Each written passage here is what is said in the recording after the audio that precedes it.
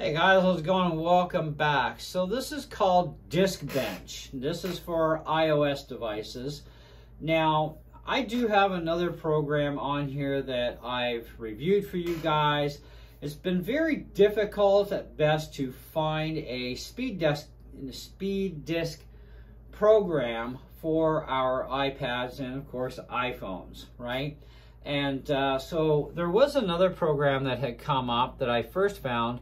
It's just called DiskTest. And this will actually even test external drives that you hook up to your iPad as well as the internal, which is kind of bonus, and it gives you a tracking of all the speeds, etc.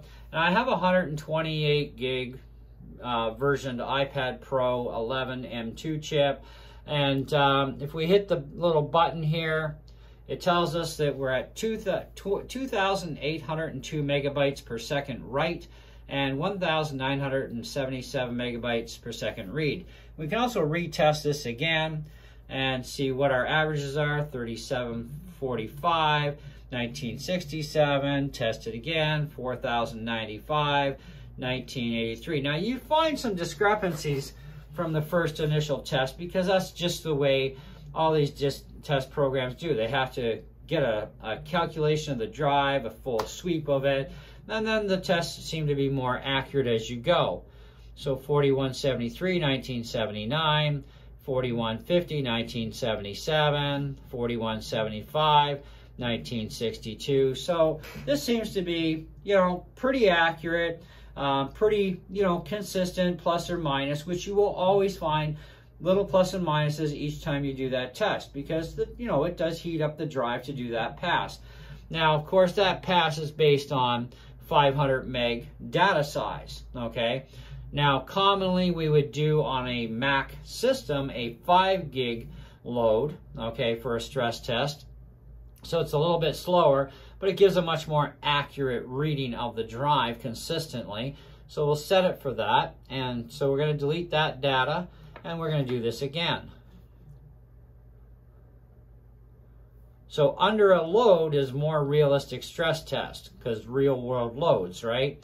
So we got 1203, 1045, 1203, 960, and 957, and 1018 on the read. So these are relatively plus or minus what you could expect, okay? Now this is the original program, and I've already reviewed it, and I found it to be a very good program. I would say that it's reasonably accurate, all things considered, right? And M2 chips, at least in the Macs, the M2 SSDs were slower than the M1s, because the M1s were like pretty stable at 3,000 megabytes per second, where the 256 was actually much slower, about half that speed. But anyways, this is an iOS device, so things are a little differently. But that's a 3 gig load test, and we can go back to the 500, which is a very minimalistic load. And again, we're going to see all these different speeds as well, okay, etc. And things are kind of settling out more now around 3577, 1995. That's more than accurate. All right, now I think that's reasonably good to talk about. Now this DiskBench program, a guy had asked me on my channel this morning, what about DiskBench? What do I think about it? Well, I never heard of it because it didn't exist then. So I went up to the Apple store and I checked it out, and I bought it for 99 cents. Now the other one too, you have to buy it in order to test external devices. Now this one here doesn't give us any options, at least not in plain sight, for an external device. Okay, so it gives us a history, it gives us the drive here for usage, total space, what's free, what's been used, okay, and of course we have this info button here, which gives us a little bit of stuff and the version number, and that's all we get. But let's run the disk benchmark on it. Now this is going to do 3 passes of reads and writes. So it's going to do all of its read cycles.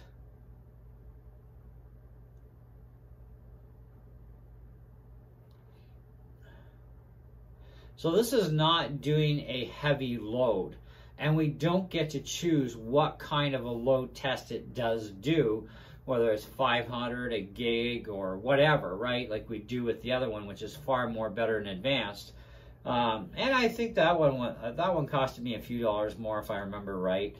I'd have to go back and check my channel, or even check my purchase store. But here we're seeing, you know, we've definitely got some good read speeds on average up here. Now it's going to do its write cycles.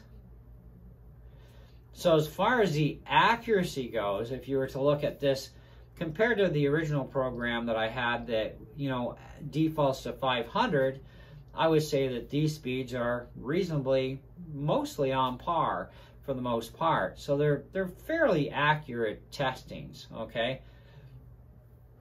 So we'll let that one go. Now, I do have a drive here that's Thunderbolt. So we have, like, on average here, we're looking at 3988.1 to 3003.1, 3988 to 3054.7, and our highest score was 4021.8 to 31.9. Okay, so now what I'd like to do is put this on its side, which it won't flip the screen, but I need to plug in the drive. So I got a Thunderbolt drive here, and that's it. So we don't get the option to try a different drive. So we can't test external drives, which does make this a bit of a bummer of a program. So if we fire up, where did it go?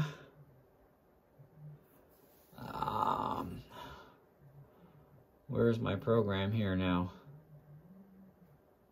DiskTest. Now DiskTest, I can go connect drive, and then I can see, okay, we have an untitled drive here. It's empty. Let's open that drive. Selected drive is read only. Apple does not support NTSC drives. Okay, so for that, we're going to have to unplug this thing, and we'll have to quickly format it, because I did put that under exFAT. So if you bear with me for a moment, guys, we're going to definitely reformat this drive.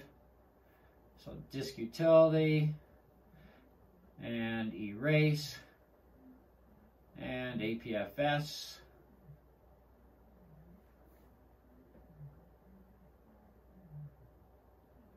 So you definitely know that it's not going to do anything as far as exFAT goes.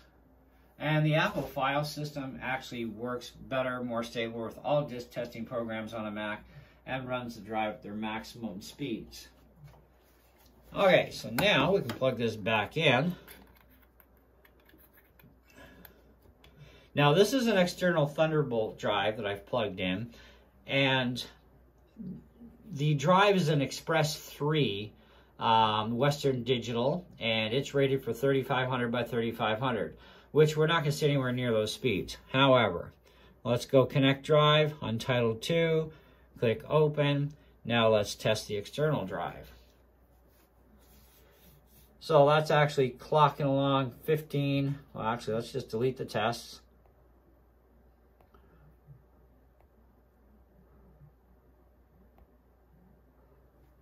Okay, so four test passes here.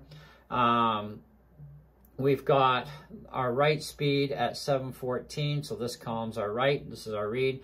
So 714 by 1519, 664, 1516, 1511, 1518, 1511, 1516. So we have a bit of an average to go look on. This program is a lot better, okay, because it does test external drives. If you're curious about how fast is the Thunderbolt bus, or the Type-C bus, whatever you want to call it, on the M2 iPad Pro 11. Okay, well, this is going to tell you. Okay, this is the kind of speeds that we can actually expect on a Thunderbolt drive with an Express 3 drive in here. Now, if we put in an Express 4 drive that's rated for 7,000 by 6,000, now I know for a fact that in this same case that I have here, which is this one here by Indeman, this case with that particular type of drive does get me 2757 all day long read and writes on my Mac. Now, will I see those exact same speeds on the iPad? No, because the bus is slightly slower on the iPad, even though it's supposed to carry on the Thunderbolt world, than what we get on our Macs, okay, on our Mac desktops and our Mac laptops.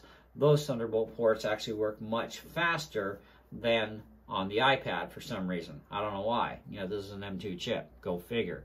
But whatever, it is what it is, right? So this is the better of the two programs for sure. But this one here for DiskBench, it does actually work, but it cannot support external drives. That is going to be probably where it's going to be a break-it deal even for, well, I already bought it and paid for it, so I'm kind of screwed now. Because you can only buy it. It's only 99 cents. So I figured, well, what's a buck, right? But the thing is there's no way to access an external drive. That, to me, is definitely a break-it deal because I want to know how fast my external drives are going. Internal drive testing is like, oh, one and done. Okay, fine. But what about testing external devices? If you can't do it, why bother with the program, okay? So I'm going to say that the program does actually work as far as, yes, it will test your internal speed of your drive. It does do that. But the problem is you have no external drive support for testing, which is a big drawback. Now, had this done internal and external, and also given us access to different loads we could use, like the other program does, it would be a much more accurate, better program. But this is almost like a no-load kind of thing. So it's just maximizing based on, this is the drive, this is what you're getting, right? So it's just, it's not a good purchase. Even for 99 cents, I really don't think this is honestly a good purchase. I think you should go with the other program instead because it gives you the support that this one is not going to. So the program you want is called DiskTest, just like that, D-I-S-K space test on the Apple Store for your iOS devices, your phone as well as your iPad. This program also apparently works on both the phone and the iPad. I haven't tried it on the phone yet, but either way, it's not a worthwhile purchase if you can't test external devices.